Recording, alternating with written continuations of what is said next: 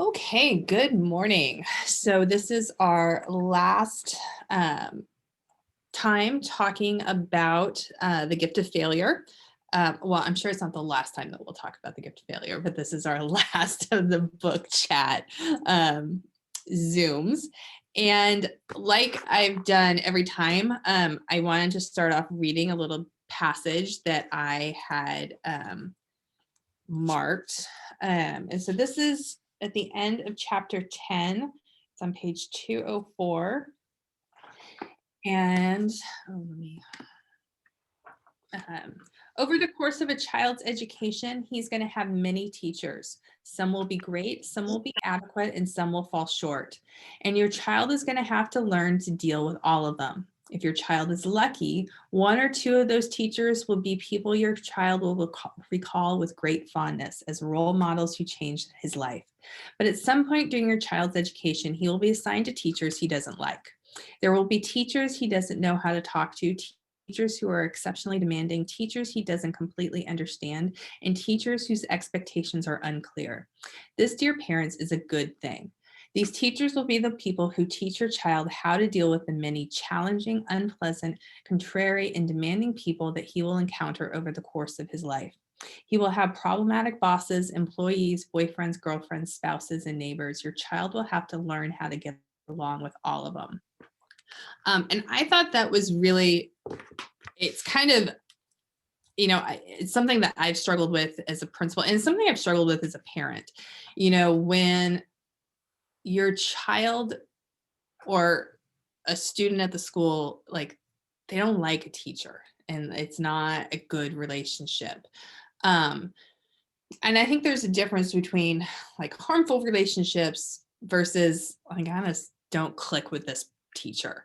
And I think that letting our kids struggle through that relationship is okay. I'm dealing with this right now. My daughter isn't particularly fond of her English teacher. I'm not particularly fond of her English teacher. And part of me is like, God, should I do something about this? And I'm like, no, like, she needs to like muddle through this relationship and learn from this. So I don't know, Yvonne, if you have. How did you talk to him about it? Because I've kind of made this mistake, and I was reading through the book, and my son has a teacher right now that when I went through back to school night, I was annoyed by her, and I made the mistake of sharing my opinions with my kid. I'm like, oh my God, how do you listen to her all day long? And so when I was reading the book, I was like, oh, I really got called out because it was like, you have to encourage them to, no matter what, like respect their authority. And so I noticed that after I had said that, his attitude and tone towards her was very I want to say kind of disrespectful. And so it was almost like by me saying that, like I gave him permission to feel the same way. And so I had to tell him, like, I was wrong when I said that. Like, I know that she's been really difficult for you, but you're going to have difficult teachers and people along the way that are going to challenge you. And, your charm might not work on her the way it does other teachers. And you got to figure out that, sometimes, you have to make adjustments and things like that. So I was called out in I think it was the last chapter of like, I should not have said that. Yeah. And I don't know, I mean, you're kind of in a different, because yes, you work for a school, but you're a social worker, so you haven't been a teacher. Whereas I was a teacher for many years. This was a really interesting section of the book for me, because it was kind of like my dual roles. Like, yes, my role as a parent and how I have reacted to my own kids' education and like how they're doing at school, but then also this is what I do for a living. And so I had kind of really two lenses on with this section. And so the first question I really want to get into today and talking about is, what's the best case scenario when it comes to a parent-teacher partnership? And with this, I can tell you guys a little story earlier this week, where my son, who's in the 6th grade, he hadn't taken this test that he had to take for social studies. I'm not quite sure why he hadn't taken it, because well, I do know why he hadn't taken it because I know my son. And it happened on a day because he's half in person and half at home. So one week he's at school and one week he's at home because that's how his middle school is doing it. And so this was a time where he was in person, and I know he just like, well, I don't feel like doing that, so I'm not going to do it. Right. And so the teacher was like, he needs to take this test. And so he's at home this week. And so we had to log on and like get him to take the test. And I had to like, and I was with him to like make sure that like he actually logged on to do this.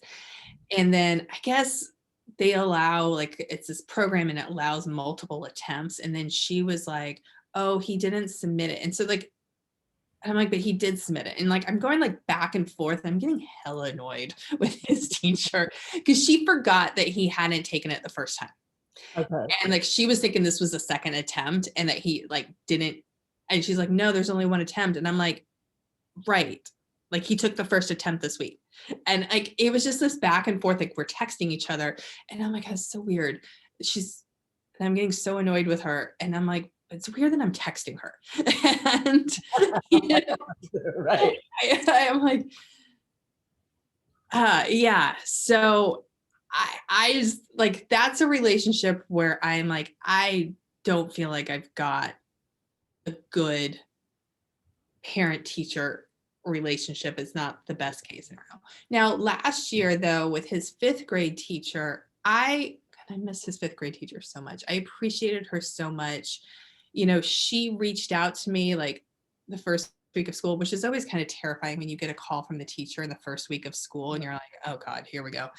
But she was like, I really want to learn and get to know Nathan. And so that I can understand him and really help him because Nathan's got a lot of anxiety and like you have to really draw him out. He's very, very smart, but he is fully just looking at like, I don't care about school and I'm not going to do it. So you have to really draw him out. And so she was really great about getting to know him and like asking me like how best to reach him. And I felt like we had this really great partnership. Mhm. And he was so much more successful because of that. Right. So I don't know if or the other parents that are with us, if they want to, you know, share like the best case scenario. To me, the best case scenario is like you are a partner with the teacher. Absolutely. And I think that like if you have that understanding of like we both have the best interest of my kid in mind, it's so much more helpful. And so I was kind of thinking about that, like what makes me feel confident that the teacher, also wants the best for my kid. And I think it's that communication, like for that teacher to reach out to you and be like, what can I do? How can I help? How can I really get to know him? And I know it's different in like elementary school, they spend more time. In middle school, they spend more time with a specific teacher. But it's easy for me now because my son's high school teachers are my colleagues, so I know them and I know their intentions, so I know it's different. But I think the best case scenario is just like I said, that mutual understanding of you care, I care, we want what's best for him. And I can say also that as an educator, the perspective I've taken to parents is that, hi Melanie, welcome, um, is that I look at parents as they are just looking out for the best interest of their kid. And if they're actually contacting me or they're contacting the teacher, then they're really worried. Parents don't usually reach out to the school if everything's fine and they're not worried. And so I guess I've always looked at it, with the lens of empathy. Like when I have parents coming to me and they're so concerned and they're worried that like, hey, they just want what's best for their kid. And a lot of times it's interesting in high school too, because I feel like, especially when it's the family of a freshman where we haven't really had any contact yet, and they come in hot and angry, and I'm like, "Whoa, we just met! Like, I haven't no need to be angry yet. Like, give me a chance." But I have to think, and again, with like that lens of empathy, that they may have had really bad experiences with schools leading up to this, and this is just their experience and where they're coming from. Right. Because as not like for me, not being a teacher, when I, talk with parents, it's like you are the ultimate expert of your child. I am the mental health expert. Like together we can make a really awesome team, right? And I don't know if it's the same with teachers of like, I'm kind of the professional and the expert here in education, and you know your kid best. So if we can come together and really like help each other learn the strategies, like awesome. But I think sometimes that requires even for me to like take a step back, right? For my kid of like, okay, let the teacher do their thing and I'll take a step back and really try to figure out when it's appropriate to step in. So Melanie, we're talking about that first question I asked was, what is the best case scenario for a parent-teacher relationship? And we're talking like that partnership. I think it's, you know, as the kids get older, that partnership kind of becomes more distant. You're still partners, but you're not as in close contact, probably.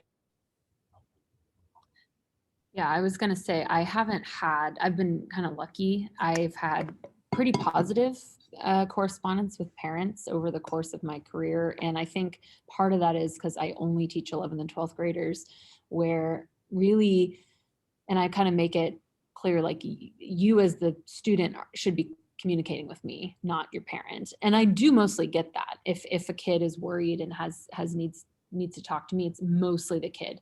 I'll have a couple parents here and there.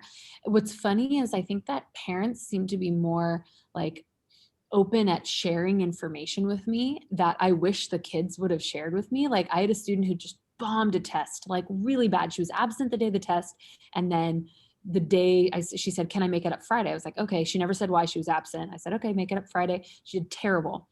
And then, so I wrote an email to the parent, like, hey, they're failing. Like if, there's all these things they can do. And then the dad wrote back like, oh, we had coronavirus. And like, and I was like, why did she not tell me? Like, I would have given her a break. The other kid that had that, like, she got to take the test 6 weeks late because like, I am aware that like you're not going to be your best self, but there's something about like kids just don't know what they should and shouldn't say. They don't give me the opportunity to be Like, empathetic wanna, sometimes. feel like an excuse, right? Like, Yeah. And the parents more like, oh, like if I'm forthcoming with what's going on, like then this teacher will have empathy for me.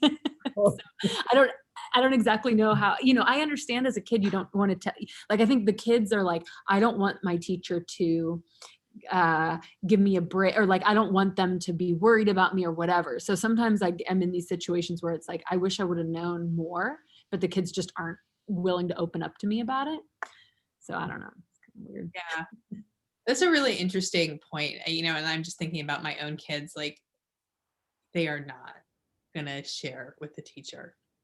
And so anytime like I have to do that. And yeah, I hadn't really thought about that, but that parents are much more likely to share what's going on. I think that's a really good point. I just had that with my oldest, and I was like, I'm going to tell your teacher what's going on. And he's like, he didn't stop me. So it was almost like he wanted her to know, but didn't really have the guts to share, like, hey, I'm not okay right now. Like, and I think they might feel like it's a crutch or it's an excuse or they're weak or whatever. And when I did talk to the teacher, it was like this huge relief for him. And I didn't want to have to do that, but he saw that like, okay, she understands, she's, has my best interest in mind, and it's okay to not be okay all the time. He would have never done that on his own right now. So this kind of leads us into our second question, which is like the premise of this next question is kind of like setting up the supports for our kids. Because if our long-term goals for our kids include developing a growth mindset, autonomy, competence, mastery, all the stuff that we've been talking about, that they can accept, failure or setbacks and learn from them. What are some of the practical steps that we can do as parents to work with our child to help them organize, strategize? This question specifically is about homework, but I think it kind of leads to everything within their education setting. But like, what sort of supports can we make for our kids? I just recently, just a couple nights ago, my daughter who suffers from depression, and she's in pretty much a good place right now, but can really like sink back, and she has to watch it. And she was like, Mom, I'm just not motivated right now. I don't know what to do. And I was like, hey, first off, give yourself a break because you're a senior, 12 weeks away from graduation. And senior senioritis and not being motivated right now is a very real thing for seniors. Like it's a, like, and especially this year where at the end of their senior year and their end of high school is so radically different than what it should be. I think we have to, I'm just kind of like thinking like our seniors in general have to really look out for them right now because it's hard. So I think, I talked to her about like the normalcy of that. And then, let's like, how can you, if it's hard for you to work in your room because you just like want to stay in bed and like sleep, let's not work in your room.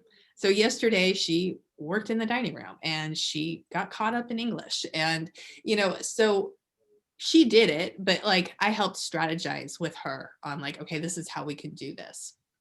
So I don't know if you guys have any suggestions also. And I know Melanie, you have younger kids, but I think with younger kids, it's important about setting up just routines. And I thought the chapter on homework was really interesting. And it echoed a lot of my feelings about homework. Homework in early grades is dumb. It's pointless, but what it does is it sets up the routines for their life. And like, that's actually the point of homework, especially in the younger grades, is kind of setting up those like norms and routines of like, this is how I do homework. Yeah, I like that too, that idea of like every day you have to sit down and do some kind of like bookwork type thing. And like, that's just kind of what it is, right? And my kids are 4 and 2, so we're not even there yet, but and I've been kind of like laid back about it. Like I know that my daughter's really into like singing and she's learning by like osmosis, I'll say right now, versus like structured preschool. And I was doing last spring with her like a more organized like at home preschool. And then when work started, I was like, I can only plan for like teaching. Like I'm sorry, I can't do both. Like it's just not going to happen. But for her birthday, my husband bought her like a workbook and she's really into it. But I've been really like, okay, this is what it says. What would you like to do? I don't want to do that part of it. Okay, like been really like, because I think like having intrinsic motivation about it and like wanting to do it and not being like a drill master about it is really what she needs at age 4 and probably through age 6. Is just like, this is what it says to do. You can do that or you cannot, because it doesn't really matter, right? What the goal of it is to just make her excited to do it. And if I'm like real, like, no, this is what it says, you have to do it now, like trace the J and now do the J on your own. Like if I'm going to be real strict about the rules, then I think she's going to lose the motivation to do it. So kind of just letting it be like, of course, as like a 10-year-old, like, no, you have to follow the rules. Like that's, or even a 6-year-old, you have to follow what the rules say. But to kind of let it be like, this is just her time to explore holding a pen and like letting my expectations be a lot lower. But I really liked what they said about homework, was like seeing what the kid works best for the kid and giving them some strategy of what to do and when they like to do it and all of that. And I just think back to like what I liked best, and I just liked being around people. And so doing it at the kitchen table, right after school, and my mom being there doing whatever she was doing, and then being able to say like, hey, this is what's happening, this is what's going, and having a big snack. Like that's what I loved, being around other people doing work. So remembering like, oh, and of course right now that's not a huge possibility, but does it make sense to like get together with a friend and go to the library or whatever to like have that socialization while you do it? Because I know for me, I'm so like outgoing, I'd want to, like, we're not even talking, but it's just like we're together. Like that was helpful for me. And so being open to knowing like, hey, that might be the best thing for kids. Yeah, I liked the antidote they had in the book of the girl who it worked for her to get up way early in the morning and do it before school, and that was okay, and that's what worked for her. I thought that was an interesting, example of just letting them figure this out. Yvonne, what about you and your kids? Like, how's homework? Yeah, I'm like slightly jealous of Melanie because it's like you're way ahead of the game. I'm like, oh, I already messed up. Like, but my kids are my 2 older ones are great. They just get it done. Like typically, my oldest one right now I'm glad you said that about senioritis, because I'm like, okay, good. my younger one, I literally was going to pull my hair out. I couldn't do it. And so I actually have a teenager that supports him with his work. Every day they meet and talk about assignments and do all that. So that's been like a huge weight off of me. But as I'm reading all this, I'm like, gosh, maybe that's too much for him and that's micromanaging him and he's not going to be, motivated. But what's kind of cool of what's happened with him lately is he knows that he can only play video games in the afternoon. And so he's actually really utilizing like the tutorial time and during the school day to get his work done. And that's what motivates him right now. So I try to take a step back and let them, kind of do their thing. But that's the one thing that's actually worked for him. So Yeah, I would say with my son, and like this has been the area where like I've been reading this book and being like, oh God, what am I doing? Because I have to like virtually sit on him and like put the pencil in his hand and like I'm on top of him, like, okay, let's go through this problem. Let's do this because he's just not going to do it. Yeah. He's not going to do it. And especially it's hard and like I keep reminding myself like right now is different because it's distance learning. And so a lot like homework is almost like more important right now because it's the work that they would normally do in school, they're doing at home. And so it's not even really homework, it's like their schoolwork, right? How old is he again, Ginny? He's 11. Okay. So I was telling my husband this the other day because he was like kind of worried, like, what if he isn't passionate about anything right now? And I really had to take it back to what was I doing when I was 11 and 12? Oh my gosh. Like I didn't have a dream for my future and I wasn't excited about homework. And that was just part of my journey and part of my process. And so I don't know why I felt this like, why doesn't he love his homework? And why isn't he really like, oh my gosh, because he's 12. Right. So it's kind of like, okay, that's normal. I don't know why I'm feeling like it's supposed to be different. Yeah, I've had to like kind of take a step back. Like the other night, he did half of his math work, but then there was this other sheet that like I saw the teacher wanted to do, and he was just like, and I'm like, you know what? He did half of it. We're gonna be good. And I just, and this was earlier in the school year, he had to write this poem about himself. And he was like so sarcastic in this poem. He's like, I'm writing this poem because I have to. And like the stanzas are like, what do you dislike? He's like, I dislike writing this poem. And what does he like? I like it when I don't have to write this poem. And he was so, and I was like, you know what? Yep. That's your personality. That's just, I mean, even in high school for me, it wasn't like, oh, I'm so, I did well, but it wasn't like, I'm so driven to get to the next phase. It was like, I, had friendships and was doing all these fun things and it wasn't my priority, but, I did it, I made it. Maybe I didn't do as great as I should have, but, I'm kind of to that point with my kids right now of like, let's just get through today. Let's just, and I always feel guilty talking to parents who are like, oh my gosh, my kid's not motivated. They're missing 2 assignments. And I'm like, okay, and it, I think it's, because I tell parents all the time, like, okay, so you nagged him, and he still didn't do it. So if you don't nag him and he doesn't do it, we got the same outcome, but you have more energy, insanity, right?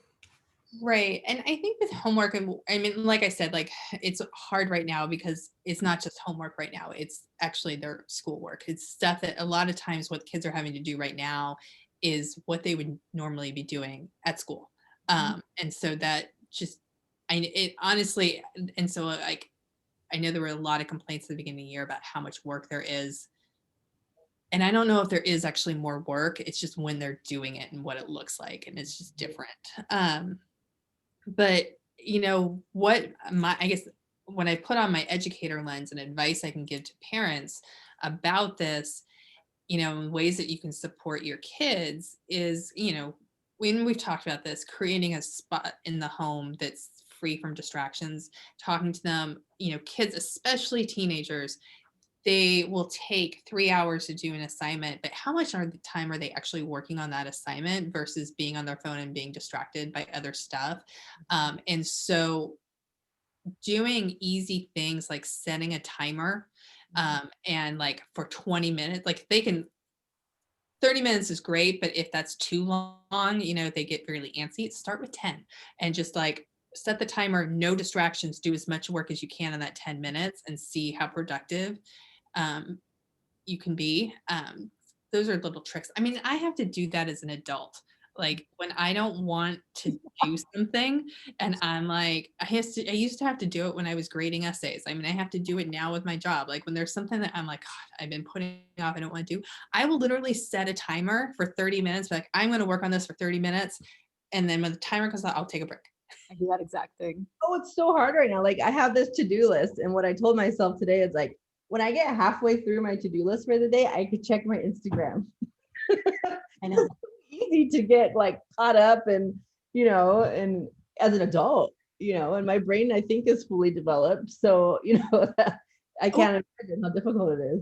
I think that's kind of actually the point of all of this is teaching our kids these strategies that they need to do it and that this is normal, that as adults, we can't just like sit down and do our work, that it's not easy to do. Like you're super distracted. There's other more fun things to do. And so that these are strategies that we have to figure out for ourselves. Yeah. I was talking about impulse control as like part of my lesson. And I was saying like, look, like adults struggle with this too. Like the fact that you guys are like, Netflix says I should watch the next episode, but it's midnight. Yes, it's like adults, all the adults right now are doing that too.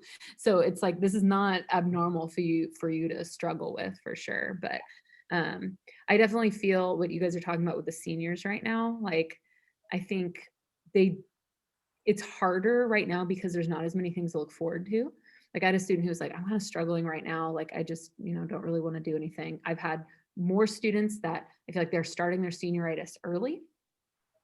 And I think I was telling a student yesterday, I was like, you got to find something to look forward to, because if you have something to look forward to, then you're like, oh, well, if I do these things, then I can do that. There is like this like kind of reward for yourself. Or at least like, then you're not distracted by like, I just have this mountain of things, but like, what are some things you can look forward to? So I was like, can somebody take you to the bingo night? Can you go to that part in Berryessa where they have the ducks at the pond, like to just look at them, like just little things that like, just to do something else. Cause I think there are a lot of kids that are just in their room. Yeah. And it's a year. Well, and that was just having that conversation with my daughter the other night. Like, you need to get out of your room. Mm-hmm. And she, and it's nice because, she loves her room and her room's beautiful and she's made this little like oasis for herself, which is great, but like have that be the reward, not the constant. Like get all your stuff done and then you can go and like enjoy this space. I mean, the thing about senioritis, and I taught seniors for years. And traditionally, this is the week where senioritis tends to kick in my mind, the week after the February break. It's like the February break is kind of like they come back and they're like, oh, I can see that. And then either they just get distracted by the end of the year stuff or they get scared. It's very like a lot of senioritis in my mind is fear because it's like they're about to graduate and have this like new phase of their life. And that's a really scary thing. And I think it's totally normal for them to shut down a little bit. But like with everything that's going on right now, it's kind of compounded and like manifesting in different ways. I was reading something the other day and the social workers were all talking about it of like, okay, senior year is already terrifying, right? You have 13 years of structure and then you kind of just get dropped off into this abyss of making your own choices. And that combined with the fact that what teenagers don't like a lot is a lot of time to sit and think. And so now it's like the combination of that extra time in your brain to think, because that's what we could do right now, plus the normal fears and experiences of senior year has just created this very, very scary time, and I tell people that like typically my referrals are just, I'm bombarded with freshmen every year. This year has been the exact polar opposite. My caseload is predominantly seniors this year, and it absolutely makes sense, Yeah. Oh my gosh, I'm supposed to have it together by now, and I just don't want to do anything. And, it's tough. It's absolutely tough. Yeah. Okay, let's switch gears a little bit because I definitely want to talk about grades. And, I thought the book brought up, in the conversation about grades, that grades are extrinsic, I can't speak today, rewards for academic performances. So, and which is because this whole time we've been talking about, intrinsic rewards and like having them like want to do it just to do it. And then we slap a grade on something. But that's our system. And so the question I had was like, as appealing as they are, we can't take them away. So how do we play the game? And I'm going to go ahead and throw in the next question also because they go together. How can you support a growth mindset when it comes to your kid's report card? And this is a problem everywhere. It's particularly a problem at Piedmont Hills. And as educators and teachers, we talk about it all the time. We use the term grade grubbing, that kids just want the grades and they'll do anything for points.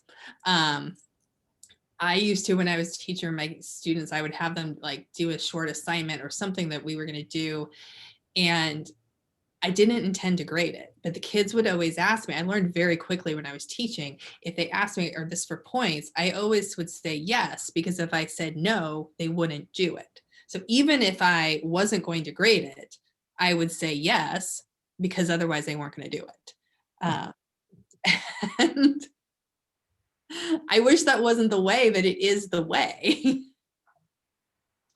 Yeah, this is like my biggest pet peeve as a teacher is like well, is it going to be extra credit? Can I do that? Can I do this? Can I do that? I'm like, do you even care about this at all besides the points? And that's like it's like my biggest pet peeve, like the student that's always like, I don't know, they seem like little chipmunks about grades. Grades here, grades here. Is it graded? Can I get extra credit? Can I do this? Can I do that? And I'm like, I want you to actually like what you're doing. So I like the student, and this is, it's a bias, but I like the student better who gets a B, who just actually has, is learning and is like, thinking about the content in the course. And yeah, so this is my biggest, I don't want to say like problem as a teacher, but definitely like trying to find things that students are intrinsically motivated by and fostering a class that like emphasizes learning and growth versus just the points. But it's impossible to ignore the structure of grades, right? It's just, yeah, that's what it is. And I feel like by the time they get to high school and like what we struggle is it's almost too late.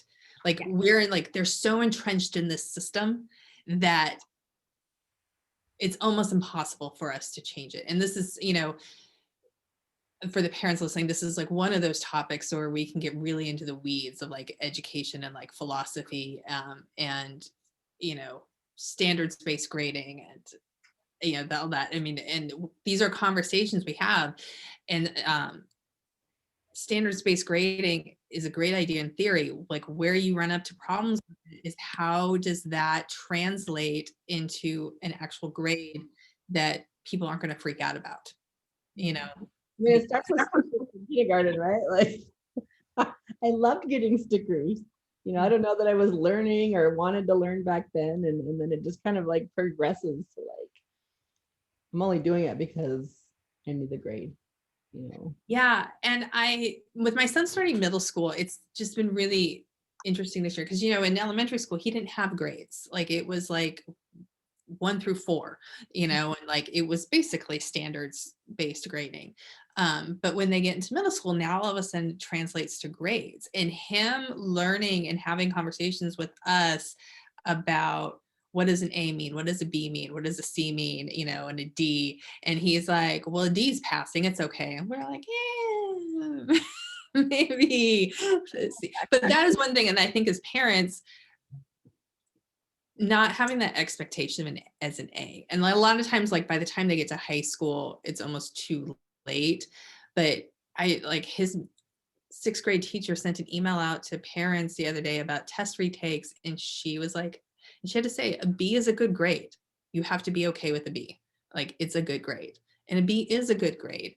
And I know that it's a struggle. I can hear like all the parents be like, but they've got to get into the good college and they got to, and I guess my question, just to pose and throw out there. Do they?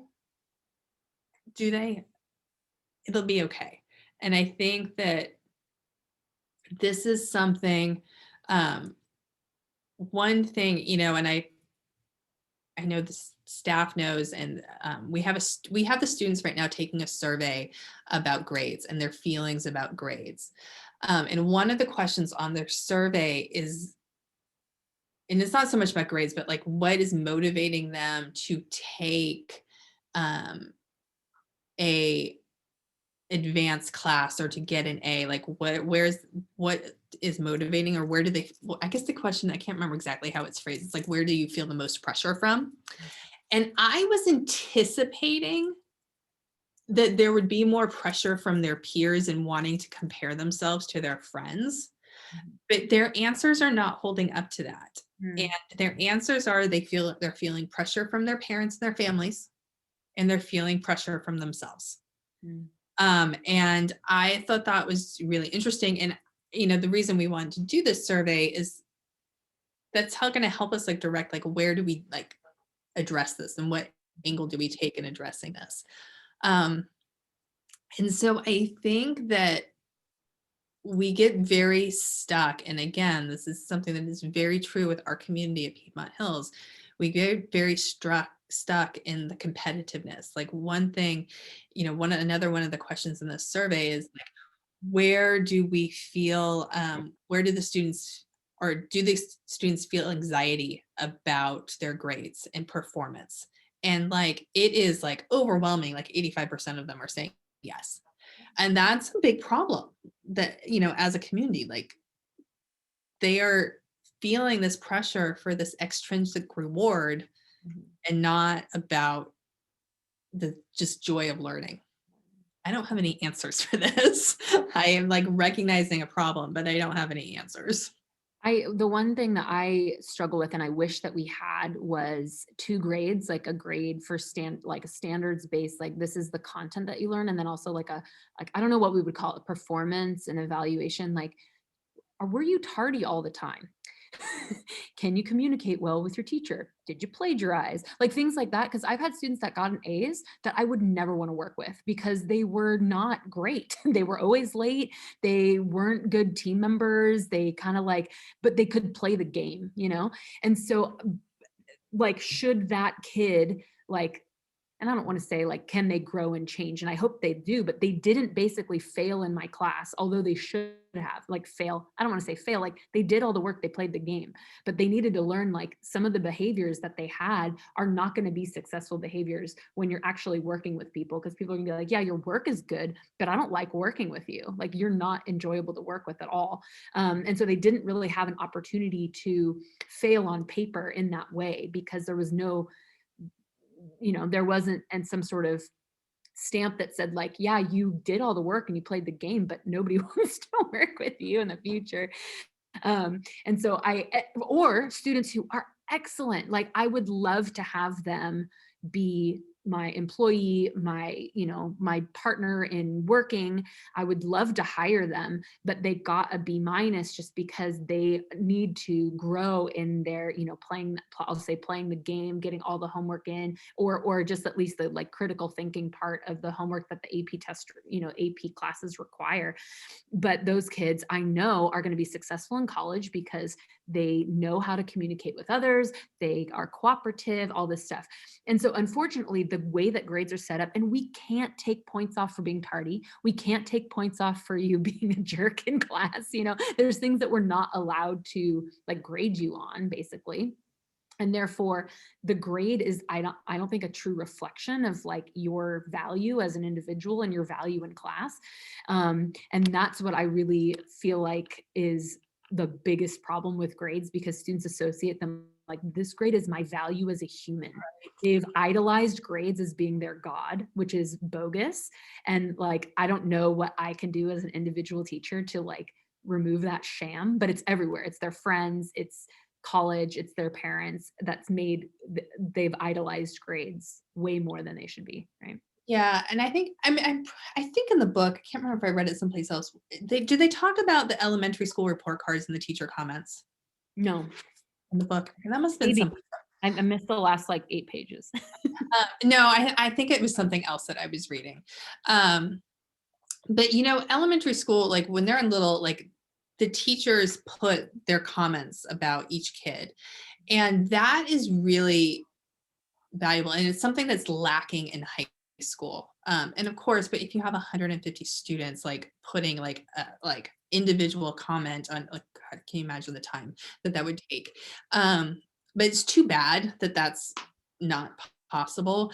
I know that, in my role where we've had to like go back and look at the cumulative folders of students, and look and see like a pattern, like if they're struggling in high school, like going back and seeing a pattern and looking at old report cards. Cause I don't know if parents know, we have the cumulative folder. We have all of the report cards for like the kids had throughout school.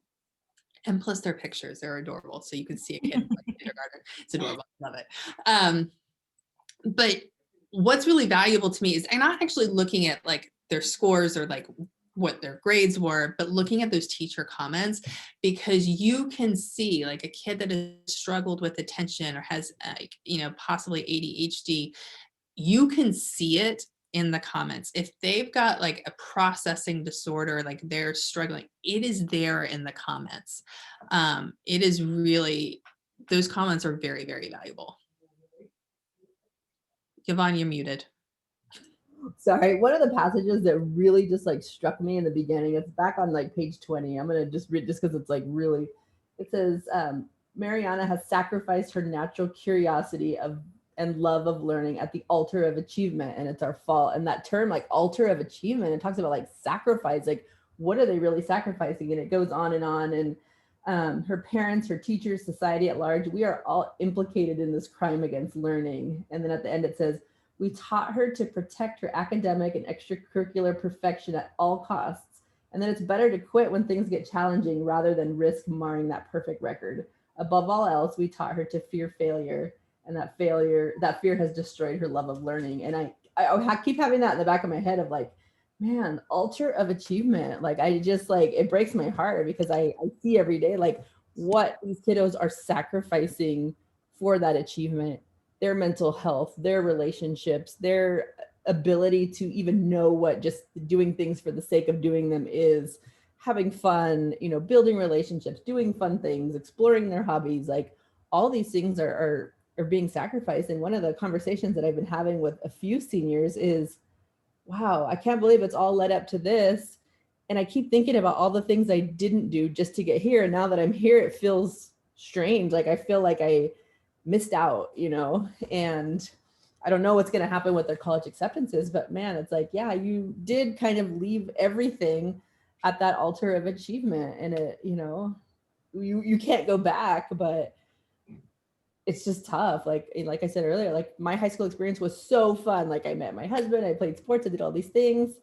I didn't go to Stanford, but my journey still took me to where I needed to be. And that's something that is so like embedded in our like society, to go to a wonderful school and do all these things, that you just miss life. It just passes you by. And it's sad to see them acknowledge that and see that, because you can't really teach that. It's like they have to go through that experience on their own, and it's heartbreaking. Yeah. So let's sum this up with our last question. It's kind of like the book as a whole and what we're taking away from this. Failure is a gift. When was the last time you celebrated one of your own failures with your child? Did you explain what happened and model your own adaptive response? I am so bad at this. I tend to talk about good things that happened to me. I don't tend to talk about failures. I don't tend to talk about my failures with anybody. I think a lot about like what I post on social media, what people post on social media. I post when good things happen. I don't post about bad things. And it was funny when I read this, it was right after I had put this post on Instagram and Facebook about this really awesome Peloton ride I had, and that I was so proud of myself. And then I read this, the kind of the end of the book, I finished this book, and I'm like, would I have posted if I had a really crappy ride? I had a really crappy ride yesterday. I didn't post about it. Like, why, like, why don't I ever like share when I kind of disappointed in myself where I didn't do my best? Yeah. I tend to kind of be the opposite of you. I think you've probably seen this in my social media of like, I overshare the bad.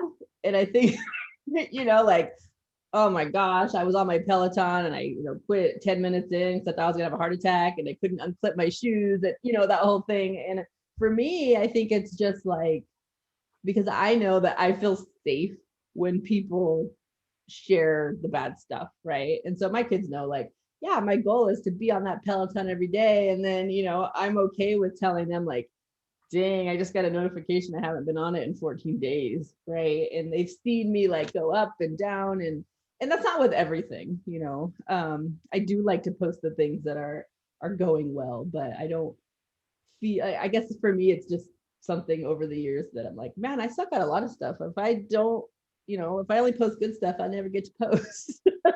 So maybe that's the frame of mind. But I think my kids have seen me fail plenty, and my kid's shaking his head right now. Yeah, I know. Yeah, it's hard. And I guess like one thing I struggle with is I tend not to think about stuff in my life as failures. Mm-hmm. I guess it's not my mindset. I don't tend to, I think them like, okay, I didn't get what I wanted, or I got a setback. It's not like the end of the world. Virginia says, I try to encourage my kids to embrace their mistakes and failures because we need to have those experiences to grow and be better people. Absolutely. Absolutely. That's what we need to do. And, the more that we can model that and talk to our kids about when we do have setbacks in our own like lives as adults and how are we handling that, then we're modeling that. Like, I think if we always have kind of this like, image of being like perfect and successful and like you're only sharing the successes, our kids, like that's the model, and they're like, wow, that's really hard to live up to. And like that's what the expectation is. And this like being a perfectionist. Like I am not a perfectionist. My husband is more so. Like he like really like can kind of like want things to be perfect. I don't. But then I was also the kid that I was fine getting B's. So I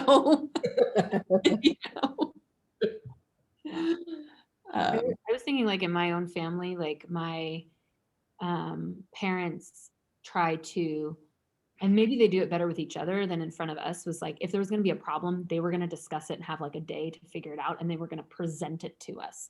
So, and then as as an adult, I was kind of like, why wouldn't you share? Like, I don't need you to present this thing that happened to you, that this, I don't know, failure or bad thing or whatever. Like, can you, like, I want to be in it with you. But I think that both my parents moved away from home when they were like 20, 21. They didn't really have, they had a relationship with their parents, but they moved really far away. And so they're trying to navigate having a relationship with an adult child is something that they don't have a model for. So I don't want to give them too much like flack on that or anything, but trying to be open to, talking about, I guess, best and worst. We do like at the dinner table, what was the best part of your day? What was the worst part of your day? And our kids are a little bit young to even do the best part, because my son will just name someone. So Christopher, what was the best part of your day? And he'll just go, mommy. But he also has like 150 words. So that's like not the best. But the idea of like, okay, we're here as a family going to be able to share our highlights and our lowlights of the day, I think it's a cool idea, because then it gives you the opportunity to share things that didn't go well for you, and whether you consider them like a failure or just like, this didn't go well for me today. It also opens up the fact that like, hey, this thing, like I got really angry at, I don't know, let's say Jovi, my daughter, and it was not fair of me to be that angry at you. And I can, a little bit of reconciliation where you kind of say that in front of the whole family. We haven't really gotten to the worst yet. We've only are doing bests. Just because my kids are a little bit too little, but this is something that we do with like, I like the idea of that, especially as they get older, just to kind of have an open forum of we share things together, even the things that aren't great, so that we can be, supportive morally, of like moral support for everybody. I think that's really great.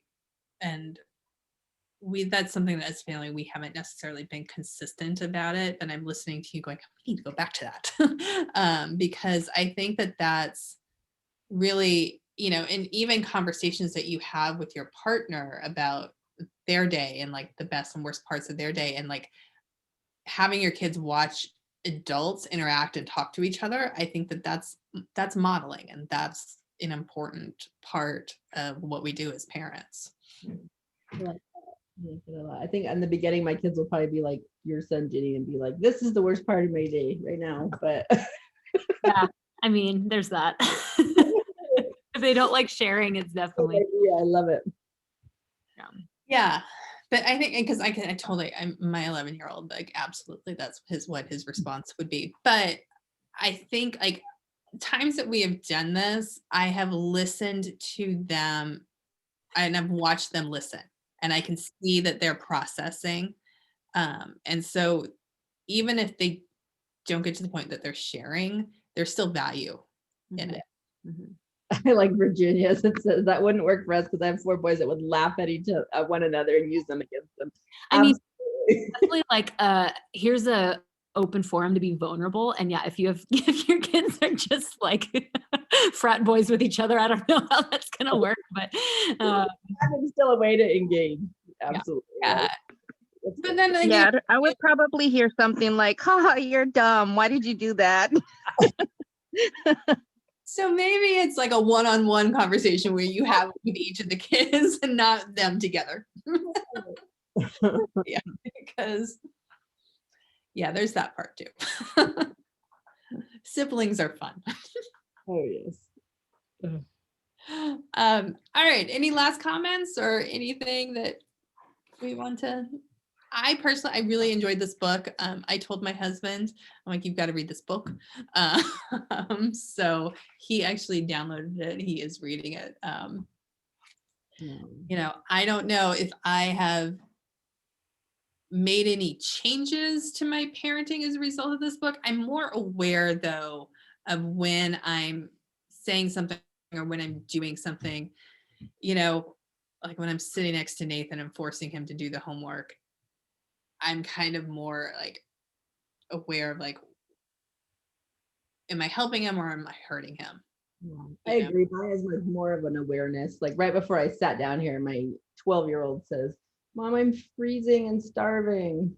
And my response would typically be to turn the heater on and make something. But I'm like, and you're 12, so you know how to get warm and you know that there's food. So, so I felt kind of bad, but I'm like, if I would have done that 6 years ago, I wouldn't have had kids following me around looking for food. Yeah, I think it helps me justify my sort of like hands off. Not that I was totally hands off, but I'm just like, I even, I'm living with my parents right now, and I told them like, hey, I'm going to kind of be a little bit more hands off. This is a long game. All right. So it looks like I'm not taking care of my kids, but I am helping them be autonomous in the future. And stuff like my one kid is like shaking himself. He's in a big Tupperware container and he's like shaking himself like he's pretending he's on a boat.